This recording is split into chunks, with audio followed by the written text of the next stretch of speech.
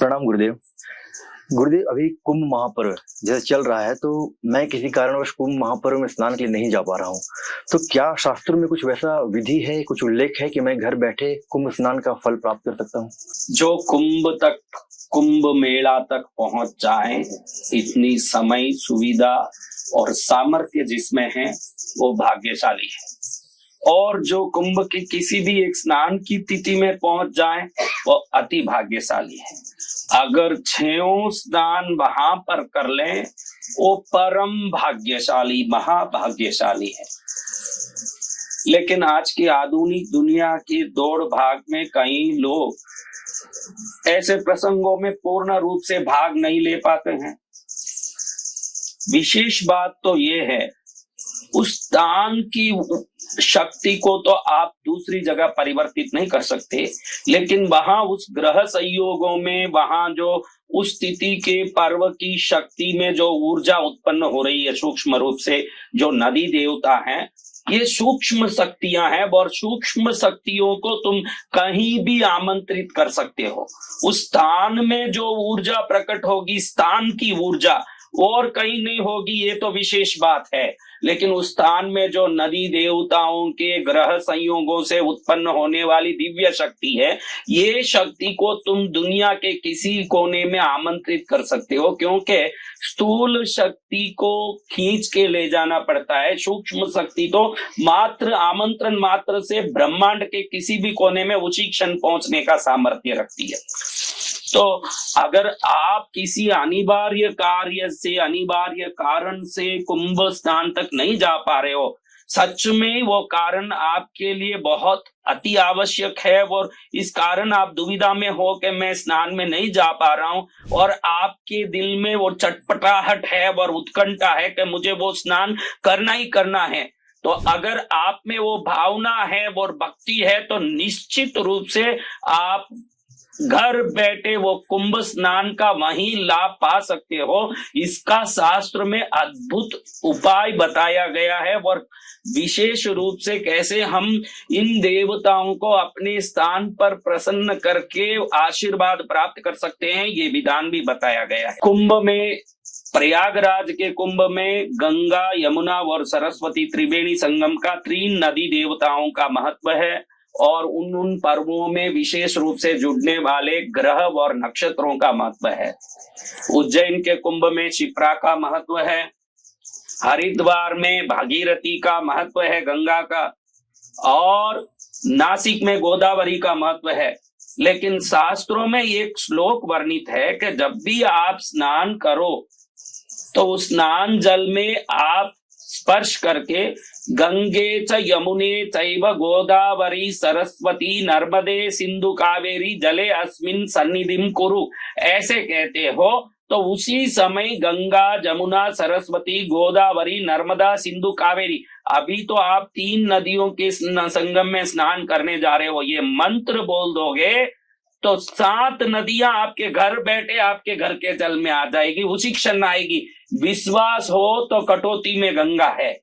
और आप अगर ये विश्वास कर लेते हो, आसपास में कोई नदी हो, तालाब हो, कुआं हो, उन पर्वों में जब कुंभ मेला की तिथियों में स्नान हो रही है, उसी पर्वों में आसपास के नदियों में, जहां आप घर के पास कोई नदी हो तो वहां जाओ, कोई तालाब हो तो वहां जाओ, कोई कुआं हो तो वहां जाओ, अगर कुछ नहीं है तो घर में एक शुद्ध बर्तन में आप जल भर लो, शुद्ध जल छान के भर लो, उस जल में अपनी उंगलियों से स्पर्श करके ओम गंगे च यमुने चैव गोदावरी सरस्वती नर्मदे सिंधु कावेरी जले अस्मिन् सन्निधिं कुरु, 7 बार ये बोलिए और मन में प्रार्थना करिए कि गंगा, यमुना, सरस्वती, गोदावरी, नर्मदा, सिंधु, कावेरी आदि पवित्र करने वाले 7 नदी की देवियां इसमें प्रवेश करें और मेरा मंगल करें। ऐसे प्रार्थना करते हुए उस जल को दैविक बनाएं, फिर उस जल को अमृते अमृतोद्भवे अमृत वर्षिणी अमृतम श्रावय श्रावय स्वाहा। अमृत है, अमृत जल अमृत है, जल के बगैर जीवन नहीं है, मृत्यु हो जाएगी। तो अमृत क्या है? जल ही अमृत है। मृत्यु यानी मौत, अमृत यानी मृत्यु से हमको सदा के लिए अमर करने वाली वस्तु। हे अमृते अमृतोद्भवे, अमृत से उत्पन्न महाशक्ति, अमृत वर्षिणी, अमृत की वर्षा करने वाली, अमृतम श्रावय श्रावय स्वाहा, मेरे ऊपर अमृत की वर्षा करो। अब कुंभ जल का स्नान का महत्व ही अमृत से ही है। और इस जल पर जब आप नदियों को आवाहित करके बाद में बोलोगे ओम अमृते अमृतोद्भवे अमृत वर्षिणी अमृतम श्रावय श्रावय स्वाहा, अगर ऐसे बोलोगे 7 बार तो आपका घर बैठे अमृत गंगा जल का स्नान हो जाएगा। अगर किसी अनिवार्य कारण से हम जा नहीं पा रहे हैं और हमको लग रहा है कि हमको जाना चाहिए था और मन चटपटा रहा है, तो घर बैठे पवित्र भाव से नदी देवताओं को प्रार्थना करके उत्तम भावों के साथ अगर इन मंत्रों को बोल के उसी समय, जिस समय सुबह सुबह भोर की बेला में उधर प्रयागराज में स्नान हो रही हो, उसी समय हम भी अपने गांव के आसपास के तालाब, नदी, कुआं या घर के स्नान घर में शुद्ध बर्तन में जल भर के अति पवित्र भावों के साथ स्नान कर लें, तो ये देवता तो एक ही क्षण में करोड़ों जगह प्रकट होने के सामर्थ्य रखने वाले हैं। इन सामर्थ्यों की हम पूर्ण रूप से लाभ ले सकते हैं। हाँ, इतना जरूर कह सकते हैं कि प्रयागराज की वो त्रिवेणी संगम का जो ऊर्जा है उसको हम ला नहीं पाएंगे, लेकिन वो नदी देवताओं की कृपा, उस समय ब्रह्मांड में होने वाले ग्रह नक्षत्रों के संयोगों से ब्रह्मांड में होने वाला विचित्र ऊर्जा की सृष्टि की कृपा, समस्त लाभ को हम घर बैठे ही पा सकते हैं। ये शास्त्रोक्त मंत्र है जो मैंने बोला है, इसका उपयोग करके हर व्यक्ति जो नहीं जा पा रहा है पुरजोर कोशिश करें कि कैसे भी हम पहुंच जाएं, क्योंकि 144 वर्ष के बाद आने वाला ये महाकुंभ भाग्यशाली हैं इस पृथ्वी में इस समय जो भी जीवित हैं, जो इस अद्भुत विदा के साक्षी बन रहे हैं। 144 वर्ष बाद अगले महाकुंभ आएगा, निश्चित हम में कोई रहने वाले नहीं है। 144 वर्ष बाद हम जीवित हैं, यही महाभाग्य है। और इस भाग्य को और अति भाग्य बनाने के लिए अवश्य हर एक को कुंभ में जाना चाहिए, लेकिन किसी कारणवश नहीं ही जा पा रहे हैं तो मेरे बताए हुए इस विधि से आप घर में स्नान करें। ये मंत्र नीचे स्क्रॉलिंग में भी दिया जा रहा है। ओम